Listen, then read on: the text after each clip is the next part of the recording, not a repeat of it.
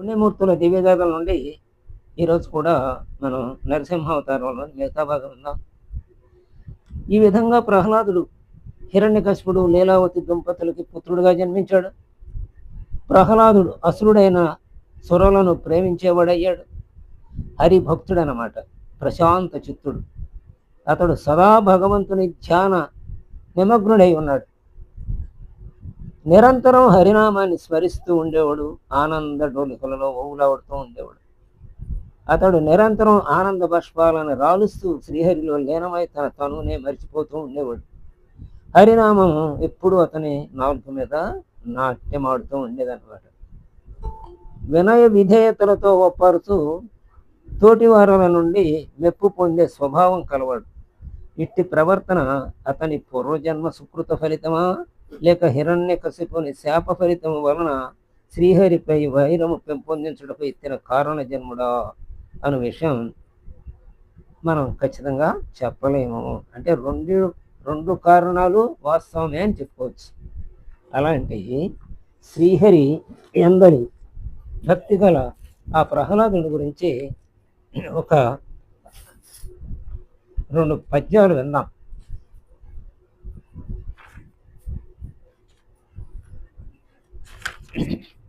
తన యందున కిల భూతములందునొక భంగి సమహితత్వం బుల జరగువాడు పెద్దల బొడగొన్న భృతిని కైవడి సేరి నమస్కృతుల్ చేయువాడు కన్నుదోయికి నన్యకాంతలడంబైన మాతృభావన చేసి మరలువాడు తల్లిదండ్రుల భంగి ధర్మవత్సలతను వినులంగా భజంతించువాడు సకుల ఎడ సోదర స్థితి జరపువాడు దైవతములంచు గురువులందలచువాడు లీలయందును బొంకులు లేనివాడు లలిత మర్యాదుండైన ప్రహ్లాదుడదిప.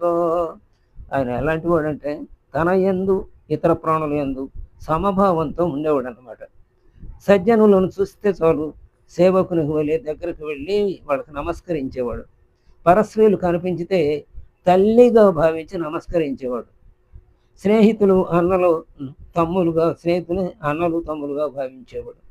గురువులను దేవతల అని తలిచేవాడు.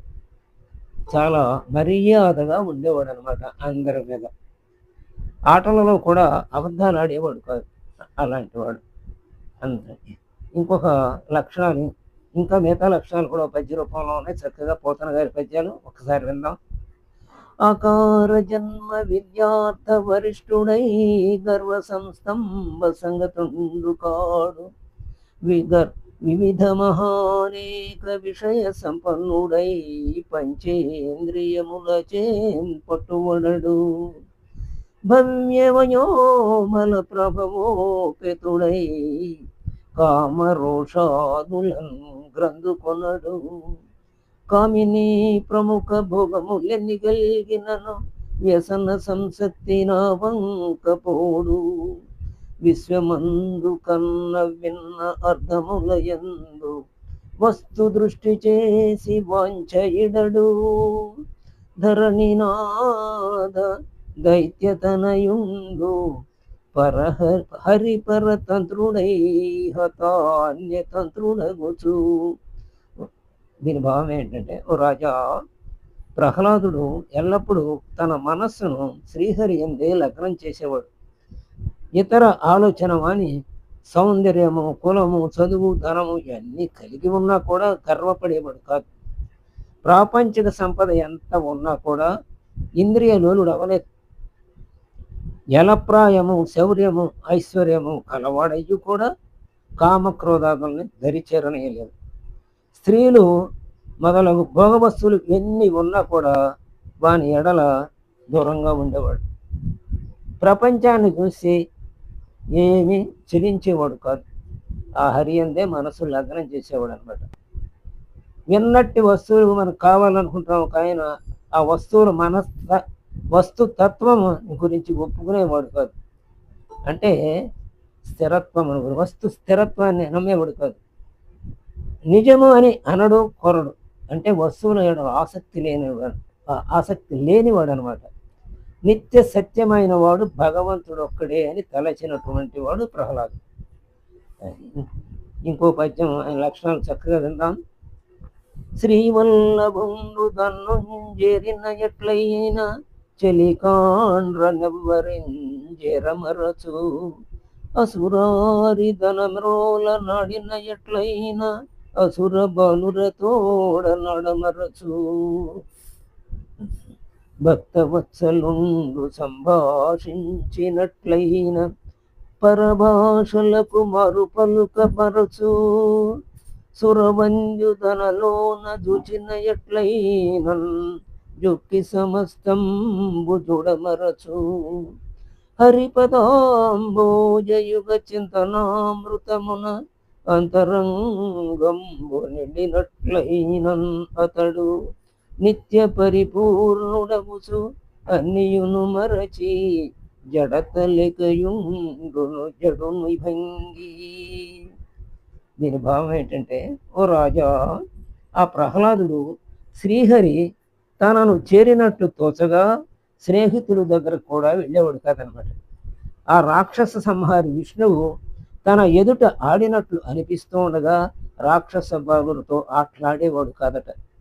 శ్రీహరి తనతో మాట్లాడినట్లు అనిపించి ఇతరులతో మాట్లాడేవాడు కాదు. దైత్యారి అంటే రాక్షసులు సంహరించిన ఆయన్ని తన మనములోనే ధ్యానిస్తూ మైమరిచి ఇంకోటి ఏది ఆలోచించేవాడు కాదు, చూచేవాడు కాదు. శ్రీహరి ధ్యానంచే చిత్తమంతా నిండి ఉన్నప్పుడు అతడు ఆనంద పరిపూర్ణుడై అన్నియును మరచి జడత లేకుండా మందుని వలె అగపడేవాడు. జడత లేకపోయినా అంటే జడుడు కాకపోయినా జడుడి వలె ఆ శ్రీహరి ధ్యానంలో ఉండి మనకు జడుడిలాగా కనపడేవాడు అన్నమాట. ఇంకొక పద్యం.